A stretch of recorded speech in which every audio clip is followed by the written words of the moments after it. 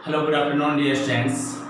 जैसा कि आप सभी जानते हैं, मैं गिरधारी शर्मा मेरे YouTube channel English with Girdhari sir पर आप सभी का वेलकम करता हूं तहे दिल से।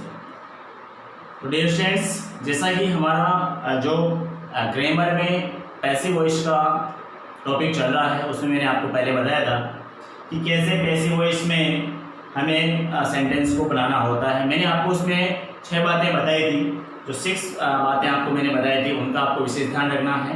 और आगे हम उसी स्टेप में आगे आज बात करते हैं।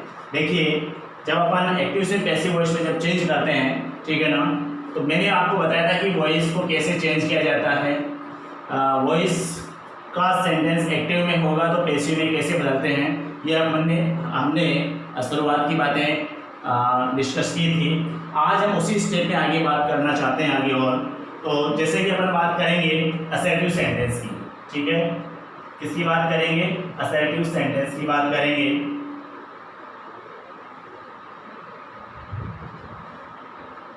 असर्टिव सेंटेंस की बात करते हैं। देखो, इसमें क्या होता है कि अपन असर्टिव सेंटेंस की बात करेंगे, इसके बाद में फिर इंट्रोगेटिव सेंटेंस की बात की जाएगी, उसके बाद में इंपेरेटिव सेंटेंस की बात की जाएगी। तो सबसे पहले हमने असर्टिव सेंटेंस की बात की। ध्यान दें, यहाँ पे असर्टिव सेंटेंस में हम बात कर सकते हैं एक तो अफर्मेटिव सेंटेंस और दूसरा नेगेटिव सेंटेंस। असर्टिव सेंटेंस में हम बात करेंगे, एक तो करेंगे अफर्मेटिव सेंटेंस और दूसरी हम बात करेंगे, पहली बात ये हो गई। दूसरी बात हमारी होगी नेगेटिव सेंटेंस। कौन सी होगी? नेगेटिव सेंटेंस की। ध्यान दें सभी, मैंने आपको यहाँ पर असर्टिव सेंटेंस इसीलिए बताया है कि एक तो होगा अफर्मेटिव सेंटेंस, दूसरा होगा नेगेटिव सेंटेंस। यानी अफर्मेटिव और नेगेटिव सेंटेंस को मिला करके हम असर्टिव सेंटेंस कह सकते हैं, ठीक है। तो मैंने यहाँ पे आपको बताया कि असर्टिव सेंटेंस के 2 भाग होते हैं, अफर्मेटिव दूसरा नेगेटिव। उन दोनों को मिलाकर के असर्टिव सेंटेंस कहा जा सकता है, ठीक है। अब हम बात करते हैं आगे हमारे वॉइस की। तो एक्टिव वॉइस है, पैसिव वॉइस जब हम चेंज करते हैं तो मैंने आपको एक बात नहीं बताई अभी तक। इसमें हम ये बात जोड़ सकते हैं कि केवल ट्रांजिटिव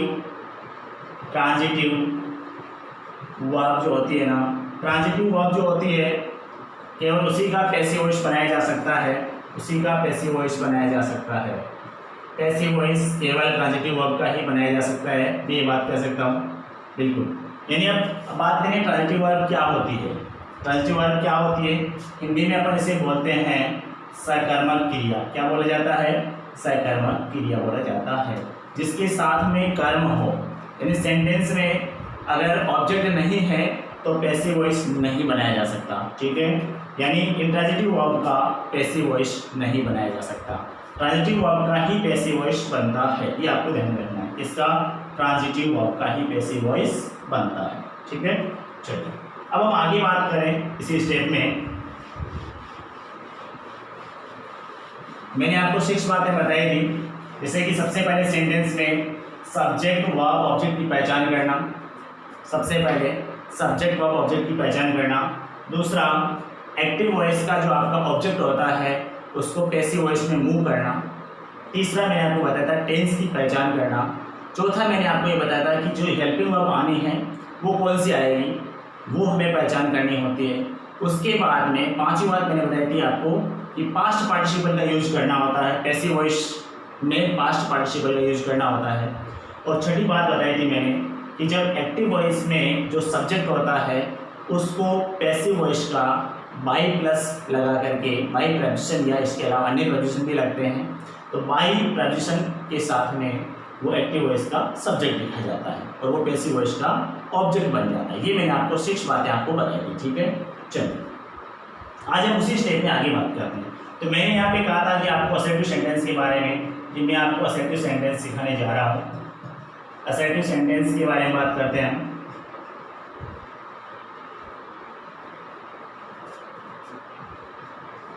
ठीक है, असर्टिव सेंटेंस की बात करते हैं तो इसमें सबसे पहले टेंस के बारे में परिवर्तन देखेंगे हम। देखिए, यहाँ पे टेंस परिवर्तन नहीं हो रहा है, ध्यान रखना एक बात। ऐसे नहीं कह सकते हैं कि हम जैसे कि सिंपल प्रेजेंट को हमने इसमें आगे वाले में चेंज कर, ऐसा कुछ नहीं होता है। यहाँ टेंस परिवर्तन नहीं होता है। देखिए, जैसे मैं आपको बताता हूँ, जैसे मैंने यहाँ पे कहा सिंपल प्रेजेंट टेंस, पहले सबसे पहले हम किसकी बात करते हैं, सिंपल प्रेजेंट टेंस की बात करते हैं। इसमें क्या होता है, सिंपल प्रेजेंट टेंस में देखिए, जैसे मैं आपको बता देता हूँ, जैसे कि मैंने यहाँ पे लिखा सी किल्स ए डॉग। मैंने यहाँ पे क्या लिखा, सी किल्स ए डॉग। तो यहाँ टेंस नहीं बदलेगा, टेंस नहीं बदलता है, यहाँ क्या बदलेगा, यहाँ पर जो मेन वर्ब है ना ये चेंज होगी। यानी एक्टिव से जब पैसिव में बदलते हैं कोई भी सेंटेंस को या ट्रांसफॉर्मेशन करते हैं तो उस समय टेंस का बदलाव नहीं होता है। क्या होता है, जैसे सबसे पहले हमें पहचान करनी होती है, इसमें सब्जेक्ट सी है, किल्स इसमें वर्ब है और ए डॉग इसमें क्या है, ऑब्जेक्ट। मैंने आपको 6 बातें बताई थी, उसमें से पहली बात आपने पहचानी। यानी आपको क्या करना होता है, ये आपका एक्टिव वॉइस का सेंटेंस है, इसका है एक्टिव वॉइस का सेंटेंस है, ठीक है। ये पहला sentence she kills a dog, इसे हमें चेंज करना है। तो पहली बात मैंने आपको ये बताई कि सब्जेक्ट में हमें क्या करना होता है, सब्जेक्ट वर्ब और ऑब्जेक्ट को पहचानना होता है। ये आपके समझ में आने बात। चलिए अब मैंने ये कहा था कि एक्टिव वॉइस का जो ऑब्जेक्ट होता है उसको पैसिव वॉइस का सब्जेक्ट बनाया जाता है। तो इसे हम यहाँ पर ऑब्जेक्ट क्या है, ए डॉग है, तो इस ए डॉग को मूव करके यहाँ पे लाएंगे पैसिव वॉइस में, लिख दिया सबसे पहले। अब इसके बाद में हमें पहचाना है कि ये टेंस कौन सा है, तो टेंस आपके सामने है, वैसे लिखा हुआ है मेरा, ये भी आपको पहचान सकते हैं। इसमें कि जो किल है ना, ये KILL, ये जो वर्ब है इसमें एस जुड़ा हुआ है, इसका मतलब टेंस कौन सा हो गया, सिंपल प्रेजेंट टेंस हो गया। चलिए तो हमें यहाँ पे क्या करना होता है, इस सिंपल प्रेजेंट टेंस के अकॉर्डिंग मैंने आपको सिखाया था कि यहाँ पर इज आर एम जो बी वर्ब है, मेरा जो तीसरा पॉइंट, कौन सा, सॉरी चौथा पॉइंट, मैंने आपको 6 बातें बताई थी, उसमें से पहली बात सब्जेक्ट वर्ब ऑब्जेक्ट, दूसरी बात इसके ऑब्जेक्ट को मैं सब्जेक्ट बनाया, तीसरी बात टेंस की पहचान कर ली, ठीक है। चौथी बात बी वर्ब, तो बी वर्ब यहाँ पे ए डॉग है, इसलिए हम यहाँ पे इज आर एम में से क्या करेंगे, इज का यूज करेंगे। इसके बाद में ये जो आपकी किल है ना, इसकी पास्ट पार्टिसिपल क्या होती है, किल्ड होती है, क्या होती है, किल्ड, ठीक है। अब इसके बाद में क्या लगाएंगे, हमारे लास्ट या फिर 6 बात, छठी बात क्या है, बाय। सी का क्या हो जाएगा, सी का जब हम इसमें चेंज करेंगे तो सी सब्जेक्ट है, इसको जब हम ऑब्जेक्ट में चेंज करते हैं तो इसका ऑब्जेक्टिव केस क्या बनता है, सी का क्या बनता है, हर बनता है। क्या बनता है भाई, हर बनता है। ये हमारा ऐसे पैसिव वॉइस कंप्लीट हो जाता है। ऐसे बनता है जब कोई भी हम एक्टिव वॉइस होता है उसको पैसिव वॉइस में कैसे चेंज करते हैं। ये जो सेंटेंस है ये पैसिव वॉइस में, इसमें है पैसिव वॉइस में, बात समझ में आ गई। चलिए अब हम सिंपल प्रेजेंट टेंस की बात कर ली, नेक्स्ट हम बात करते हैं ऐसे ही सिंपल पास्ट टेंस की। ध्यान देने अकॉर्डिंग कर्म के अनुसार कर रहा हूँ, आप कैसे भी कर सकते हैं, कोई जरूरी नहीं, समझने का तरीका होना चाहिए। Simple past tense, simple past tense में हम जैसे बात करते हैं, मैंने कहा ही मैट, चलिए ये नहीं बनाएंगे, इसमें हम बात करते हैं जैसे कि मैंने कहा ही टॉट इंग्लिश, ये सेंटेंस लिखा, क्या लिखा, ही टॉट इंग्लिश, ठीक है। अब यहाँ पर हमें वही पहचान करनी है, क्या, सबसे पहले सब्जेक्ट वर्ब ऑब्जेक्ट। यहाँ पर तो मैंने चलो ठीक है यहाँ पे सीधा लिखा है तो आप पहचान लेते हैं, फिर भी सेंटेंस जब बड़ा आता है तो उसमें आपको सबसे पहले सब्जेक्ट वर्ब ऑब्जेक्ट की पहचान करनी होती है। तो यहाँ सबसे पहले क्या लिखेंगे, इंग्लिश लिखेंगे, क्या लिखेंगे, इंग्लिश। उसके बाद में यहाँ सेकंड फॉर्म है, टेंस की पहचान कर लिया आपने, सेकंड फॉर्म इट मीन्स यहाँ पर क्या आएगा, वॉच या वर्ब में से आएगा, तो यहाँ पे क्या लिखा जाएगा, वॉच, ठीक है। समझ में आ रही है, यहाँ पे मैंने वॉच क्यों लिखा, क्योंकि इंग्लिश सिंगुलर है। यहाँ यदि प्लूरल होता तो यहाँ पे अपन किसका यूज करते, वर्ब का यूज करते, ठीक है। तो यहाँ सिंगुलर इसलिए वॉच लिख दिया, क्यों लिखा, क्योंकि यहाँ पे सेकंड फॉर्म है, क्या है, सेकंड फॉर्म है। अब इस सेकंड फॉर्म की थर्ड फॉर्म बनानी है तो क्या होता है, सेम ये इज डॉट डॉट, तो यहाँ डॉट हो जाएगा, उसके बाद में बाय लिखेंगे, उसके बाद में आपके ही का क्या बन जाएगा, ही का ऑब्जेक्ट क्या होता है, हमेशा हिम होता है, क्या होता है भाई, हिम होता है। बात समझ में आ रही सबके? ऐसे ही बात करते हैं यहाँ पर 3 नंबर जो हमारा ये होगा सिंपल फ्यूचर टेंस के बारे में बात करते हैं। सिंपल फ्यूचर टेंस के बारे में जब बात करते हैं, इसमें लिखा जाएगा, जैसे हमारे द्वारा लिखा गया, ही विल टीच इंग्लिश। ये हमने लिख दिया। क्या लिखा हमने? He will teach English. इसका हम पैसिव वॉइस बनाते हैं तो क्या बनेगा यहाँ पे? इसका पैसिव वॉइस क्या बनेगा? इंग्लिश विल बी, टीच की थर्ड फॉर्म क्या बन जाएगी? टॉट। ठीक है, टीच की थर्ड फॉर्म क्या बन जाएगी? Taught by him. ध्यान रखें, ही का हमेशा ऑब्जेक्ट क्या बनता है? हिम बनता है। ठीक है, ध्यान रखें, हिज है ना, हिज नहीं बनता है। ही का हिज जो होता है वो पजेसिव केस होता है। क्या होता है? पजेसिव केस होता है। प्रोनाउन की बात करते हैं हम, तो ये हमारा क्या होता है? Simple present tense, simple past tense और सिंपल फ्यूचर टेंस हो जाता है। इसके बाद में आगे बात करें हम सेकेंड स्टेप की, इसी में तो हम बात करना चाहेंगे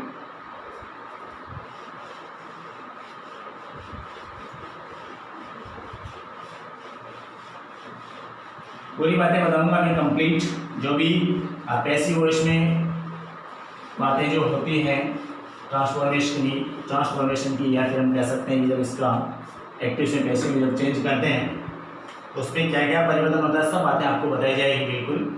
चलिए अब हम बात करते हैं आगे। अगला टेंस जो हमारा होगा वो होगा प्रेजेंट कॉन्टिन्यूअस। मैंने आपको पहले भी कहा था कि जिस स्टूडेंट को टेंस का नॉलेज नहीं होता है, पैसिव वॉइस में उसके लिए समस्या आ सकती है, और जिसको हेल्पिंग वर्ब मैनुअल के बारे में अच्छी तरह से ध्यान हो या एडोब के बारे में अच्छे से ध्यान हो, तो उनके लिए शायद मेरे विचार से पैसिव वॉइस कराते समय किसी प्रकार की कोई दिक्कत नहीं आने वाली है। ठीक है, तो यहाँ प्रेजेंट कॉन्स्टेंस की बात करते हैं, जिसमें मेरा सेंटेंस होगा, जिसमें मैंने यहाँ पे कहा सी इज रीडिंग,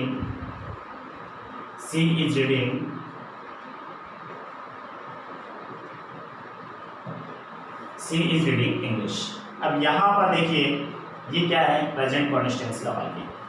अब यहाँ पे अपन चेंज करते हैं तो क्या हो जाएगा? English is reading. तो यहाँ पर भी सिंगुलर है, यहाँ पे भी सिंगुलर है, तो हम क्या करेंगे? हेल्पिंग वर्ब क्या लगाएंगे? बी फॉर्म क्या लगाएंगे? इज लगाएंगे। उसके बाद में जो रीड है उसके पहले एक वर्ड लगता है बीइंग वर्ड। क्या लगता है? बीइंग। और इस रीड की third form read. Spelling same है, केवल प्रोनाउंसिएशन इसका क्या होता है? चेंज होता है। रीड, रेड, स्पेलिंग सेम होती है। By heart. ऐसे हम आगे बात करते हैं। अगला जो हमारा टेंस होगा प्रेजेंट कॉन्टिन्यूअस टेंस। इसमें हम जब बात करेंगे, मैं एक सेंटेंस लिखता हूँ आपके लिए, इसमें लिखा जाएगा नरेश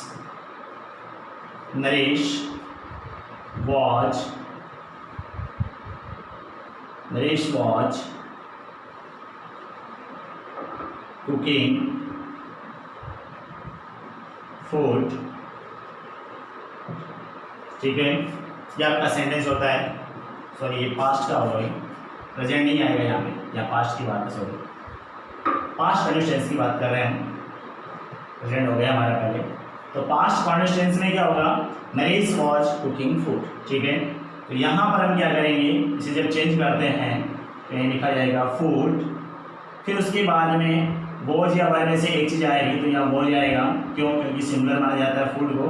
ठीक है, तो फूड वॉज, उसके बाद में बीइंग वर्ड लिखा जाएगा।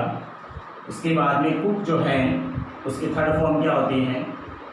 कुकड होती है, वो लिखना होगा।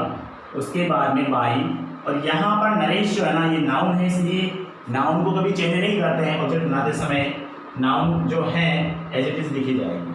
नरेश का यहाँ पे नरेश ही लिखा जाएगा। समझ में आ रही बात? चलिए नेक्स्ट बात करते हैं हम आगे। इसी अकॉर्डिंग हम करेंगे यहाँ पे फ्यूचर कॉन्टिन्यूअस टेंस का बनता नहीं है। चलिए छोड़िए, फ्यूचर कॉन्टिन्यूअस का बनता नहीं है तो इसको हमें लिखना नहीं होता है। आगे हम बात करते हैं प्रेजेंट, तीसरे टेंस की करेंगे प्रेजेंट में, present perfect tense. Present perfect tense में बात करते हैं हम, जैसे मैंने यहाँ पे कहा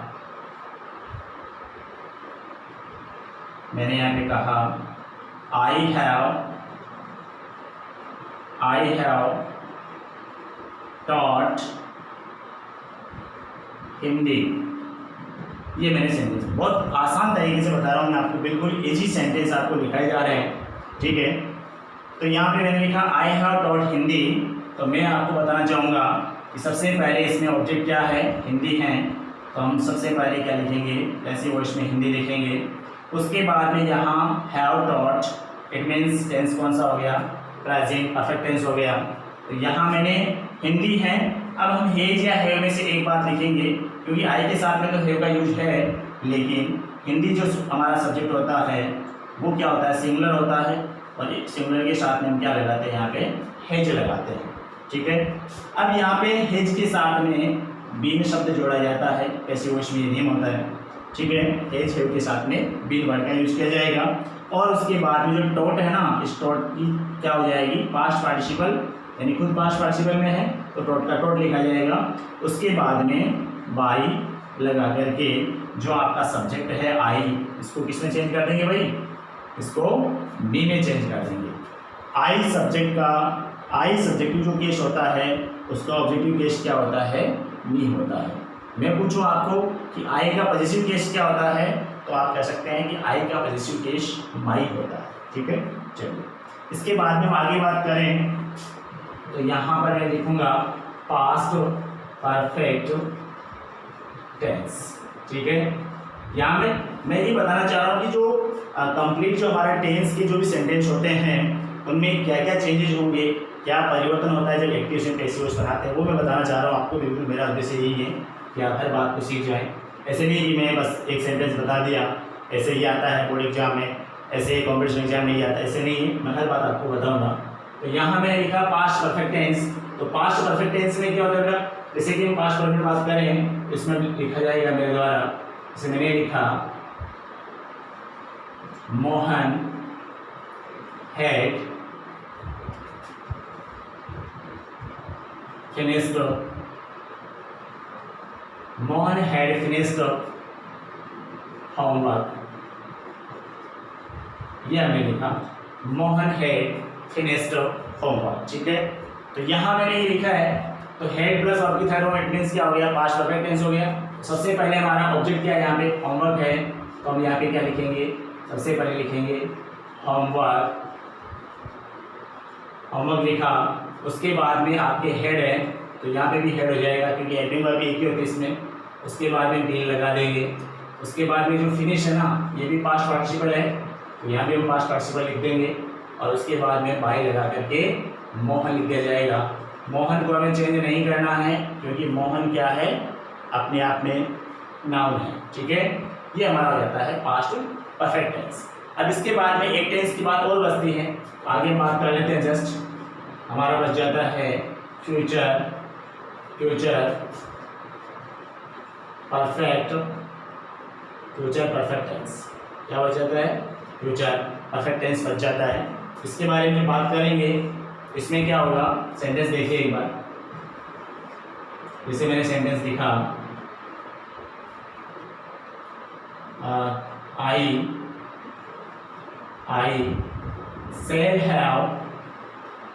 I shall have written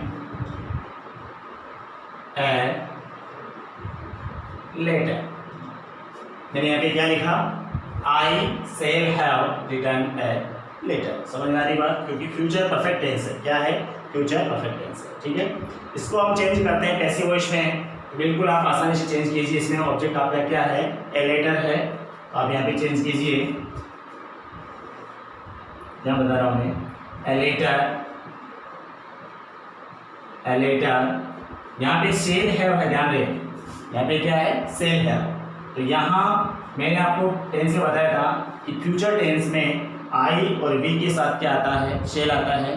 बाकी सभी सब्जेक्ट के साथ में आप विल का यूज करते हैं, तो यहाँ आई और वी नहीं है, ठीक है, इसलिए ए लेटर है, तो हम यहाँ पे क्या करेंगे, विल का यूज करेंगे। क्या करेंगे, विल का यूज करेंगे। उसके बाद में विल हैव का हैव रहेगा और उसके साथ में बीन वर्ड जोड़ा जाएगा। उसके बाद में पास्ट पार्टिसिपल आपकी रिटर्न ही होती हैं और उसके बाद में बाई और आई का क्या हो जाएगा, आई चेंज इनटू बी। समझ आ रही है बात। तो यहाँ मैंने आपको ये बात बताई है कि फ्यूचर परफेक्ट टेंस में, पास्ट परफेक्ट टेंस में और प्रेजेंट परफेक्ट टेंस में जो आपकी हेल्पिंग वर्ब होती हैं उसमें बीन वर्ड जोड़ा जाता है, ठीक है ना। जैसे मैंने प्रेजेंट परफेक्ट में जोड़ा हैव और हेज जो है उसके बाद में बीन जोड़ा है, ठीक है, ये अकॉर्डिंग सब्जेक्ट के हैं, हेज लगा है, हमने बीन। इधर पास्ट परफेक्ट टेंस में क्या किया हमने हेड के साथ में बीन लगा दिया, इसमें पैसिव वॉइस। इधर हमने फ्यूचर परफेक्ट टेंस में क्या किया, सेल हैव है तो यहाँ पे हमने क्या लिखा, विल हैव लिखा, अकॉर्डिंग सब्जेक्ट विल हैव लिख दिया और साथ में बीन जोड़ दिया। कुल मिलाकर के जो टेंस का तीसरा रूप होता है उसमें बीन वर्ड जोड़ा जाता है पैसिव वॉइस बनाते समय, ठीक है। हेल्पिंग वर्ब अकॉर्डिंग सब्जेक्ट के रहेगी, ठीक है। और वैसे इससे पहले हमने बात की थी पास्ट कॉन्डिशंस के बारे में, तो पास्ट कॉन्डिशंस में और प्रेजेंट कॉन्डिशंस के बारे में बात करते हैं, क्योंकि फ्यूचर कॉन्डिशंस का तो पैसिव वॉइस बनता नहीं, तो प्रेजेंट कॉन्डिशंस और पास्ट कॉन्डिशंस का जो पैसिव वॉइस बनाते हैं तो उस समय हमें हेल्पिंग वर्ब के बाद में और मेन वर्ब से पहले बीइंग हेल्पिंग वर्ब का यूज किया जाता है, ठीक है। इसमें बीइंग देखो ये रहा और यहाँ पर भी क्या है, ये रहा, वॉज के बाद में, वॉज वर्ब के बाद में क्या आएगा, बीइंग आएगा। तो ये बातें आपको ध्यान में रखनी है, ऐसी बातों का ध्यान बहुत जरूरी है। यदि ये बात भूल जाते हैं स्टूडेंट्स क्या हो जाता है, आपका आंसर होने की संभावना बढ़ जाती है। चलिए, तो ये हमने केवल टेंस के बारे में पढ़ा, ठीक है। अब हम आगे बात करते हैं, कुछ ऐसे सेंटेंस भी होते हैं जिनसे क्या होता है कि हमें कभी हमारे लिए बहुत ज़रूरी है कि वैसे सेंटेंस आ जाए, तो चलो ठीक है, नॉर्मली अपन टेंस के बारे में मैंने आपको एक टेंस के बारे में बता दिया कि हर टेंस में कैसे चेंजेस होते हैं, कैसे बदलाव होते हैं। बट आगे ऐसे मान लो सेंटेंस में आएंगे कि वो मैं कह सकता हूँ कि इनमें टेंस में नहीं देखते हैं वैसे सेंटेंस हम, ठीक है ना, और कुछ उनमें चेंज आएगा, मैं आपको बताऊँगा, उसके बारे में बात करेंगे हम। चलिए, अगर किसी बच्चे को स्क्रीनशॉट इसका लेना है तो आप ले सकते हैं आराम से, इजी वे में, बिल्कुल आसानी से लें। ओके, नेक्स्ट बात करते हैं हम,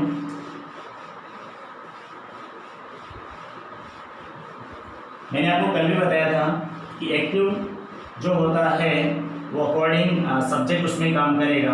एक्टिव का मतलब क्या होता है, एक्टिव का मतलब कर्तवाची या सक्रिय भी कह सकते हैं हम, और पैसिव मीन्स होता है निष्क्रिय, या फिर हम कह सकते हैं उसके लिए क्या बोल सकते हैं, कर्मवाची। तो एक्टिव में तो कर्ता कार्य करता है, ठीक है, और एक्टिव रहकर के, ठीक है, सक्रिय रहकर के क्या होता है, सब्जेक्ट कार्य करता है, क्योंकि पैसिव वॉइस में कर्ता एक्टिव नहीं होता है, निष्क्रिय होता है। जैसे अभी एक सेंटेंस की मैं बात करूं, मैंने यहाँ पे लिखा आई रॉट ए लेटर, ये तो क्या है, एक्टिव वॉइस का वाक्य, एक्टिव वॉइस का वाक्य है। इसमें क्या लिखा है, आई रोट ए लेटर, इसमें जो सब्जेक्ट है आपका ये क्या है, एक्टिव है, ठीक है। इसी सेंटेंस का जब हम पैसिव वॉइस बनाते हैं, a letter was written by me, एक पत्र मेरे द्वारा लिखा जाता है ना, लिखा गया, एक पत्र मेरे द्वारा लिखा गया। तो यहाँ पत्र लिखा गया, ये सब्जेक्ट बन गया, तो यहाँ पत्र लिखा गया, यहाँ मैंने पत्र लिखा, आई रोट ए लेटर, तो यहाँ आई जो है ना वो क्या है, एक्टिव है, इसलिए ये एक्टिव वॉइस का वाक्य। और यहाँ पर जो आई से भी बना है, ठीक है ना, ये एक्टिव नहीं है, ये निष्क्रिय है, इसलिए पैसिव वॉइस में, ठीक है। ये बात मैं आपको समझाने की मेरा प्रयास था जो मैंने आपको बताया। आगे हम इसी स्टेज में बात करते हैं। कभी कभार आपने देखा होगा, इसको चाहे आप रूल माने या कंसेप्ट माने, मैं आपको बताना चाहूँगा। कभी कभार क्या होता है, यदि सेंटेंस में is, are, am, was, were, has, have और हेट, के साथ में मान लो टू लिखा हुआ आता है और एम बी फर्स्ट फॉर्म का प्रयोग होता है। यदि एक्टिव सेंटेंस में is R M was has have had हैड, या आपकी कंप्लीट क्या होती है, is R M was were has have had, ये सभी जो वर्ब्स है ना इनके साथ में टू लगाया हुआ आता है, ठीक है, टू और उसके बाद में एम बी फर्स्ट फॉर्म। समझ में आ रही बात? It means these are no helping verb, ये हेल्पिंग वर्ब्स नहीं है, उसमें वो मेन वर्ब है, ठीक है ना, क्या है, मेन वर्ब। तो यहाँ ऐसे अगर आ जाए उसका पैसिव वॉइस कैसे बनाया जाता है मैं बताता हूँ। उसके लिए पैसिव वॉइस में क्या करेंगे अपन, is R M was were has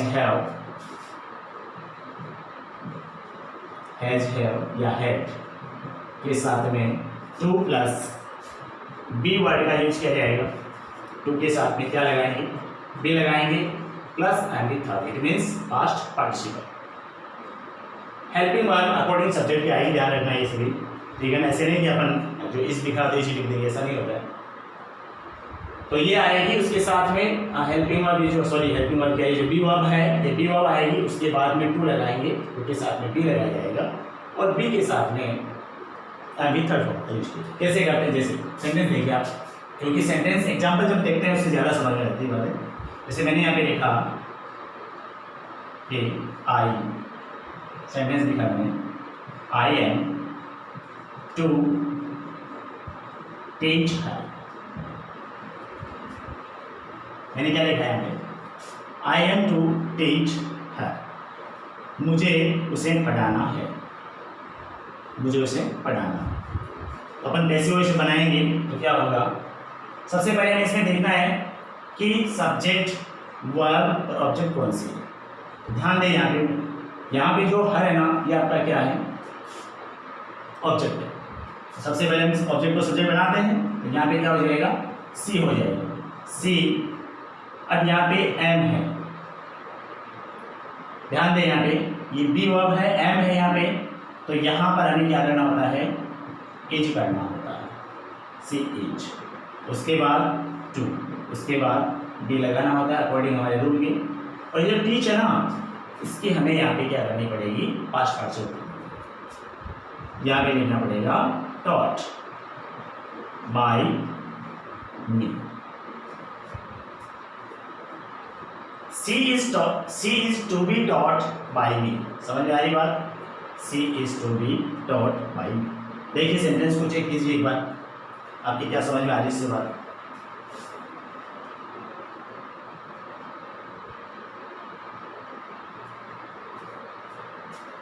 बिल्कुल आपने देख लिया होगा कि ऑब्जेक्ट का हमने क्या किया, सी किया, यानी हर का हमने क्या कर दिया, यहाँ पे सी कर दिया। उसके बाद में अकॉर्डिंग बी वर्ब के तो हमने इज लगा दिया, ये हमारा टू का टू लिख दिया हमने, और टू के बाद में अकॉर्डिंग हमारे रूल हमने क्या लिखा, बी लिखा है, और टीच के हमने पास्ट पार्टिसिपल बना दी, और बाई लिख करके हमने आई का क्या बना दिया, बी बना दिया। ठीक है, ऐसे अपन एक सेंटेंस और देखते हैं। जैसे मैंने यहाँ पे लिखा सी had to read English, उसे इंग्लिश पढ़ी थी, उसे इंग्लिश पढ़नी पड़ी। समझ में आ रही बात, she had to read English, उसे इंग्लिश पढ़नी पड़ी। तो यहाँ पर ये पास्ट की बात है ऐसे, ठीक है। इसमें भी हम देखते हैं, देखिए कैसे बनेगा। इंग्लिश इसमें क्या बन जाएगा आपका सब्जेक्ट, उसके बाद में यहाँ पे हैड का हेड ही रहेगा। क्यों रहेगा, क्योंकि यहाँ पे हेड की हेल्पिंग वर्ब दूसरी बनती नहीं है, सॉरी हेड की भी वर्ब दूसरी बनती नहीं है। और उसके बाद में टू और बी, और जो ये रीड है इसके हम पास्ट पार्टिसिपल लिखेंगे रीड, स्पेलिंग सेम है, और बाई सी का क्या बन जाएगा यहाँ पे her. English had to be read by her. बात समझ में आ रही है। तो ये जो हमारा कंसेप्ट है वो ऐसे क्लियर होता है कि कोई सी भी बी वर्ब हो उसके बाद में भी टू और उसके साथ में भी एम बी फर्स्ट फॉर्म आती हैं। इट मीन्स जैसे उसको पैसिव वॉइस में चेंज करेंगे तो यहाँ पर कंप्लीट वो आपकी बी वर्ब रहेगी।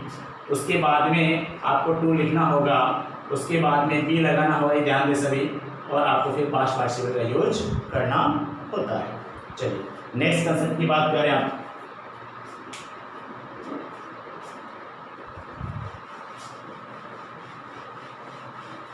नेक्स्ट कंसेप्ट की जब बात करते हैं,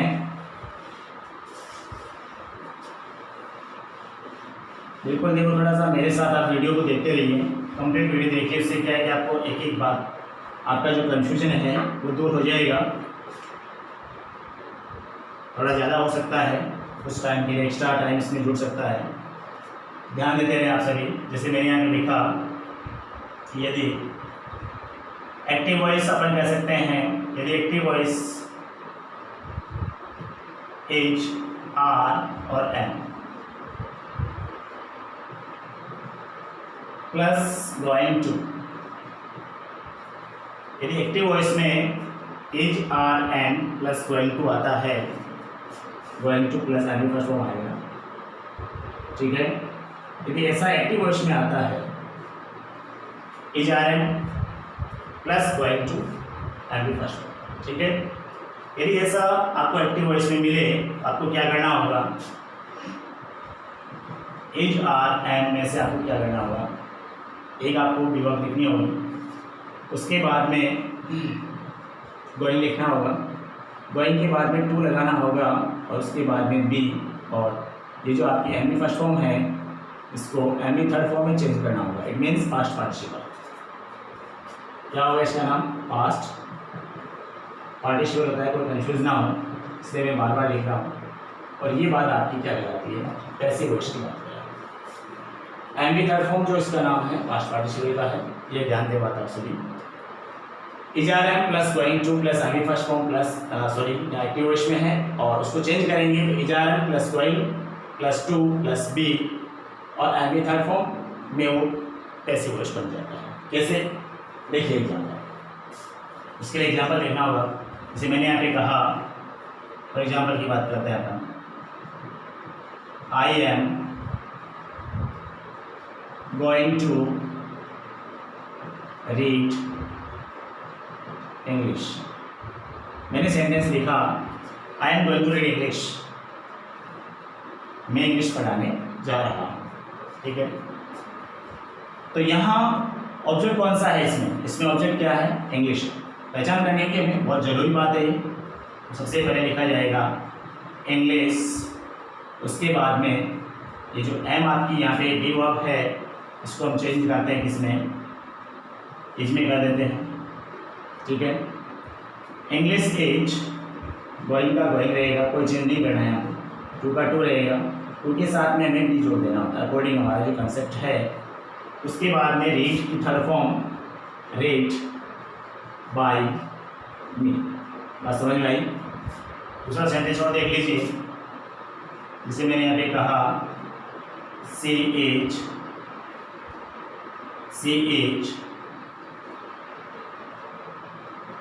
going to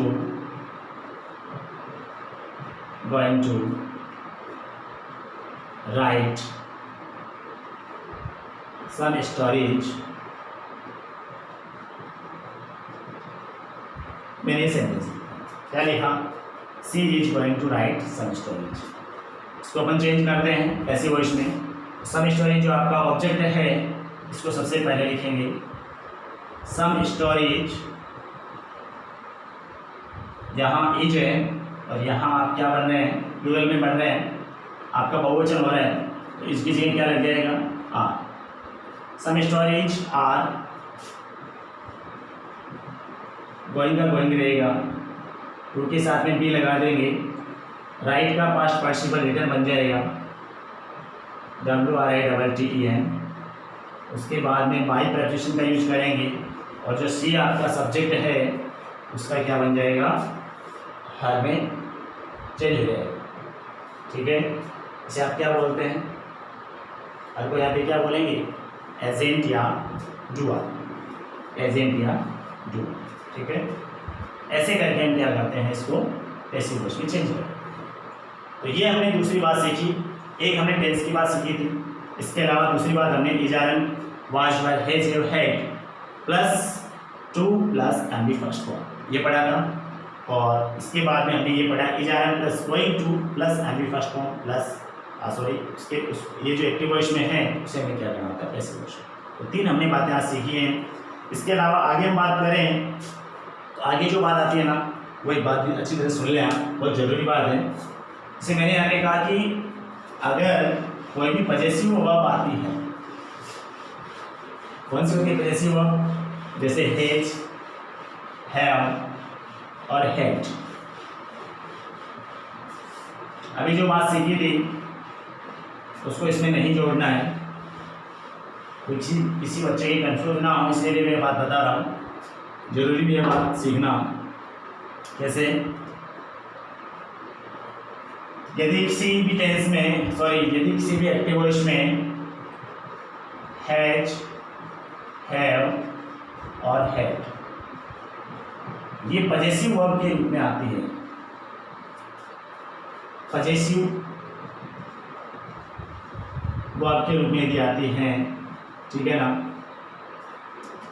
पजेसिव वर्ब के रूप में यदि आती हैं तो क्या इसका पैसिव वॉइस बनेगा, पैसिव वॉइस नहीं बनता है।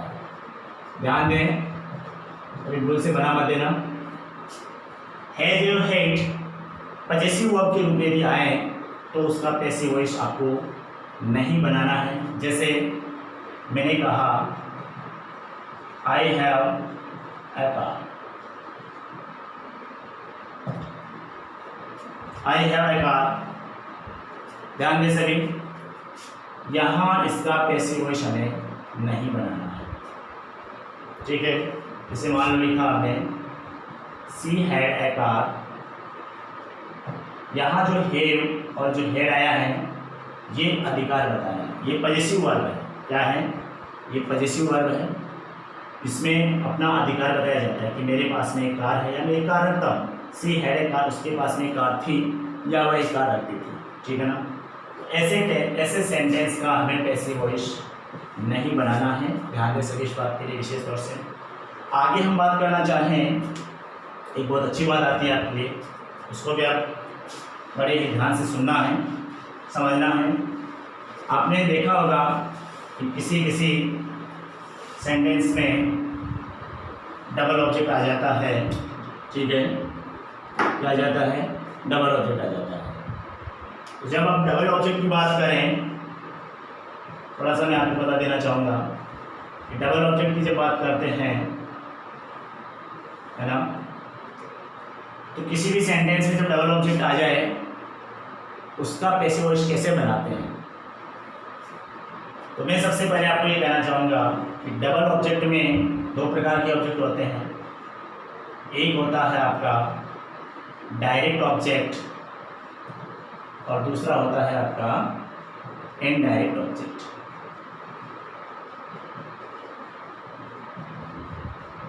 एक होता है डायरेक्ट ऑब्जेक्ट, दूसरा होता है इनडायरेक्ट ऑब्जेक्ट, ठीक है। तो यहाँ मैं कहूँगा कि एक को हम बोलते हैं सजीव और एक को बोलते हैं निर्जीव। डायरेक्ट ऑब्जेक्ट होता है वो कौन सा होता है और इनडायरेक्ट ऑब्जेक्ट होता है वो कौन सा होता है। तो डायरेक्ट ऑब्जेक्ट का मतलब होता है non living. Direct object means क्या होता है, नॉन लिविंग, यानी हिंदी में हम बोलते हैं निर्जीव। और ये जो इनडायरेक्ट ऑब्जेक्ट होता है वो लिविंग होता है, इट मीन्स सजीव। ये मैं आपको क्यों बता रहा हूँ, क्योंकि देखो इसमें कुछ छोटी सी बातें हैं, छोटी छोटी बातें हैं, वो आपको ध्यान में रखनी होती है। जैसे हम सेंटेंस की बात करें इसकी डायरेक्ट ऑब्जेक्ट की, तो मैंने कहा आई रीड बुक। मैंने अभी लिखा आई रीड बुक, मैं किताब पढ़ता हूँ, मैंने बात लिखी। तो इसमें अगर हम बात करें कि इस डायरेक्ट ऑब्जेक्ट की हम पहचान करना चाहते हैं तो इसमें क्या पूछा गया है, इसमें मैं क्या का अगर प्रश्न आपके क्या यानी वाट का यदि प्रश्न आपके पास में मिल जाता है, आपने क्या पढ़ा, मैंने इंग्लिश पढ़ी, मैंने किताब पढ़ी, या आप क्या पढ़ते हैं, है ना, तो मैं किताब पढ़ता हूँ। क्वेश्चन आ रहा है ना। इसमें व्हाट का यदि आपको आंसर मिल जाता है, इट मीन्स आपका कौन सा ऑब्जेक्ट है, डायरेक्ट ऑब्जेक्ट है। और जैसे मैंने इसमें लिखा, सेंटेंस लिखा इसमें मैंने, आई नो हिम, मैं उसे जानता हूं, आई नो हिम। तो यहां मैं किसे जानता हूं, किसको जानता हूं, मैं किसे या किसको जानता हूं। तो यदि इसका आंसर मिले, किसे या किसको का जब आंसर मिलता है, इट मीन्स आपका कौन सा है, इनडायरेक्ट ऑब्जेक्ट होता है। बात समझ में आ रही है। यदि आपको व्हाट का आंसर जहां मिलता है, इट मीन्स डायरेक्ट ऑब्जेक्ट, और जहां पर आपको किसे और किसको का आंसर मिलता है, इट मीन्स इनडायरेक्ट ऑब्जेक्ट। समझ में आ गई बात।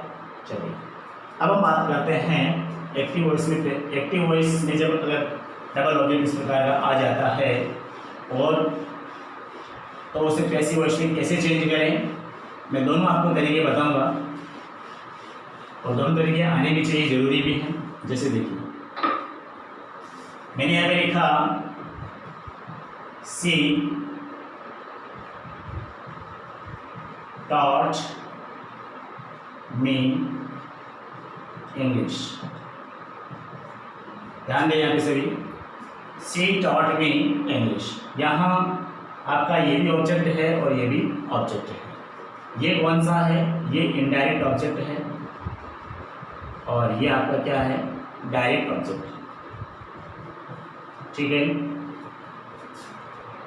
ये इनडायरेक्ट है और ये डायरेक्ट। मैंने आपको क्यों बताया वो भी मैं आपको रीजन बताऊंगा इसका। मैंने आपको वो समझाई बातें, उसका भी कारण है। चलिए अपन बात करते हैं पहले इससे, इनडायरेक्ट ऑब्जेक्ट्स। बिल्कुल आसान है। इनडायरेक्ट ऑब्जेक्ट से जब आप ऐसे वॉइस बनाते हैं, बिल्कुल आसानी से बनेगा। मी को चेंज किसमें करेंगे, आई में करेंगे। टेंस कौन सा है, सिंपल पास्ट, तो हम क्या करेंगे यहाँ पे वॉज लगा देंगे। फिर उसके बाद में आपकी सेकंड फॉर्म की थर्ड फॉर्म बना देते हैं टॉट। ठीक है, उसके बाद जस्ट बाद में आपको ऑब्जेक्ट रखना होता है इंग्लिश। ठीक है, अब उसके बाद में आपको बाई लगा करके सी का ऑब्जेक्ट क्या बन जाएगा, क्या बन जाएगा। यानी इसमें ज़्यादा कोई परेशानी वाली बात नहीं है। जब आप इनडायरेक्ट ऑब्जेक्ट से आप जब पैसिव वॉइस की शुरुआत करते हैं, तो आपको डायरेक्ट ऑब्जेक्ट को केवल लिखना होता है साथ में। ठीक है, ये बात समझ में आ गई। चलिए इसी सेंटेंस को हम वापस लिखते हैं, सी टॉट मी इंग्लिश। ठीक है, अब हम मी से शुरू नहीं करके इंग्लिश से वाक्य की शुरुआत करते हैं। यहाँ मैं लिखूँगा इंग्लिश अकॉर्डिंग, वाज आ जाएगा टॉट। अब यहाँ इस इनडायरेक्ट ऑब्जेक्ट को लिखने से पहले दो बातों का ध्यान रखना होगा। टू या फोर का यूज करना होता है। इनडायरेक्ट ऑब्जेक्ट को लिखने से पहले टू या फोर आपको प्रेपोजिशन का प्रयोग करना होता है। तो यहाँ मैं टू का प्रयोग करूँगा, और फोर का प्रयोग भी क्यों, फोर का प्रयोग यहाँ नहीं करना है। क्यों नहीं करना है उसके बारे में बात करते हैं। टू मी बाय हर, ये सेंटेंस बन जाता है। चलिए अब फोर वाला देख लेते हैं। जैसे मैंने यहाँ पे लिखा he brought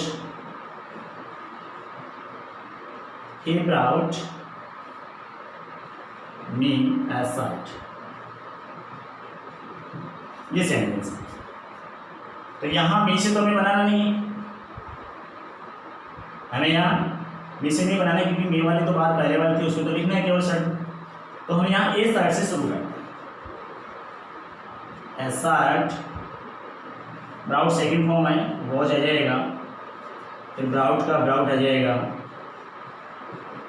उसके बाद में हमें ये मी लिखना है ना, इससे पहले हम फोर का यूज़ करेंगे। फॉर मी बाय हिम, ये हमने लिखा है। हमने क्या लिखा, यहाँ फोर लिखा, यहाँ हमने टू लिखना। ये क्या चेंजेज है? देखिए सेंटेंस देखिए, इसी टॉट में English was taught to me by her, उसने मुझे इंग्लिश सिखाई या पढ़ाई, एक ही बात है। तो यहाँ पर ये जो है ना, ये टू वाला मेथड है, ये आपका क्या हो रहा है, डायरेक्ट एक्शन हो रहा है, ठीक है। डायरेक्ट एक्शन यदि होता है जिस सेंटेंस में डायरेक्ट एक्शन होता है, वहाँ पैसिव वॉइस बनाते समय टू का यूज करेंगे। यदि ऑब्जेक्ट इस डायरेक्ट ऑब्जेक्ट से मान लो शुरुआत की जाती है तो ध्यान रखें बात का। और यदि इनडायरेक्ट यदि एक्शन होता है, इनडायरेक्ट एक्शन यदि होता है उस समय आप किसका यूज करेंगे, फॉर का यूज करेंगे, जैसे यहाँ पे मैंने किया, ठीक है। कहाँ इसमें देखो देखिए बात सुनिए आप, ए shirt was brought for me by him, एक शर्ट, या हम यहाँ से देख लेते हैं अभी, ही ब्राउट मी ए शर्ट, वह मेरे लिए एक शर्ट लाया। तो यहाँ तो आपको सीधा पढ़ाया जा रहा है, और वहाँ वो शर्ट लेने पहले गया, वहाँ पे मान लो जैसे कि शर्ट खरीदा फिर लाया, तो मेरे लिए लाया वो, है ना। तो यहाँ इनडायरेक्ट एक्शन हो रहा है, सीधा एक्शन नहीं है। ऐसे नहीं कि भाई शर्ट मान लो कि सीधा उसको दे दिया गया, नहीं, पहले लिया गया फिर लेके आए फिर उसको दिया। तो यहाँ तो सीधा पढ़ाया जा रहा है आपको, सी टॉट मी इंग्लिश, समझ आए ना बात। तो यहाँ डायरेक्ट एक्शन है, डायरेक्ट एक्शन के लिए आप टू का यूज़ करेंगे, और इनडायरेक्ट एक्शन के लिए आप फॉर का यूज़ करेंगे। बात बिल्कुल एकदम करेक्ट सत्य बात है, इसका ध्यान रखना बहुत जरूरी है। फॉर और टू का यूज कब, जब आप